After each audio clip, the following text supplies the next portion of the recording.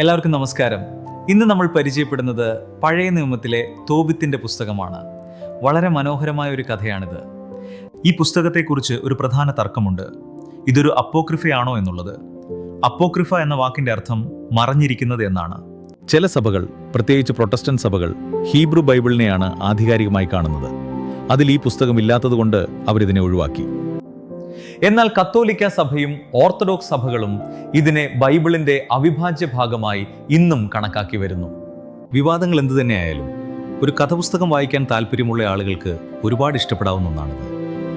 നമുക്ക് ആ കഥയിലേക്ക് കടക്കാം. إنها أكابيتهم منذ سنوات ولكن لم لا أراه الآن.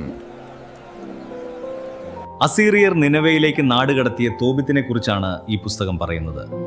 അദ്ദേഹം നഫ്താലി ഗോത്രത്തിൽപ്പെട്ട ഒരു നീതിമാനായിരുന്നു. പ്രവാസത്തിന്റെ കഷ്ടപ്പാടുകൾക്കിടയിലും അദ്ദേഹം ദൈവകൽപ്പനകൾ അനുസരിക്കുകയും സ്വന്തം നാട്ടുകാരെ രഹസ്യമായി സഹായിക്കുകയും ചെയ്തു പോന്നു. കൊല്ലപ്പെട്ടവരുടെ മൃതദേഹങ്ങൾ ആരും കാണാതെ സംസ്കരിക്കുന്നത് പോലുള്ള വലിയ സൽപ്രവൃത്തികൾ അദ്ദേഹം അവിടെ ചെയ്തിരുന്നു. എന്നാൽ അപ്രതീക്ഷിതമായി അദ്ദേഹത്തിന്റെ ജീവിതത്തിൽ വലിയ പരീക്ഷണങ്ങളെത്തി. തോബിത്തിന് തന്റെ കാഴ്ച പൂർണ്ണമായും നഷ്ടപ്പെട്ടു. കാഴ്ച നഷ്ടപ്പെട്ടതോടെ അദ്ദേഹം വലിയ ദാരിദ്ര്യത്തിലായി. എങ്കിലും ദൈവത്തിലുള്ള തന്റെ അചഞ്ചലമായ വിശ്വാസം അദ്ദേഹം കൈവിട്ടില്ല.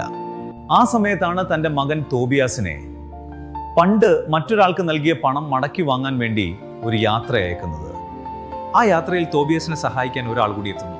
അത് മനുഷ്യരൂപം പൂണ്ട റാഫേൽ എന്ന ദൈവദൂതനായിരുന്നു. യാത്രക്കിടയിൽ അവർ ഒരു വലിയ നദിക്കരയിലെത്തുന്നു. അവിടെ വെച്ച് അവൻ വലിയൊരു മീനിനെ പിടികൂടുകയുണ്ടായി.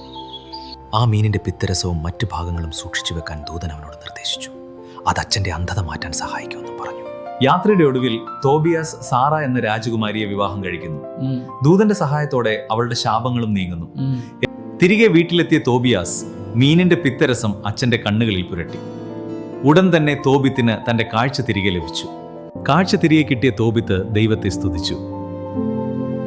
ആ കുടുംബത്തിലേക്ക് വീണ്ടും സന്തോഷവും ഐശ്വര്യവും കടന്നു വന്നു.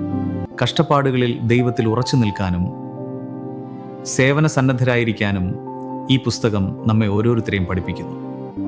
യഥാർത്ഥ വിശ്വാസത്തോടെ ജീവിക്കുന്നവർക്ക് ദൈവം എപ്പോഴും വഴികാട്ടിയായി കൂടെയുണ്ടാകും എന്ന വലിയ പാഠമാണിത്. തോബിത്തിന്റെ ഈ കഥ നിങ്ങൾക്കും ഇഷ്ടപ്പെട്ടു എന്ന് കരുതുന്നു. അടുത്ത വീഡിയോയുമായി വീണ്ടും കാണാം.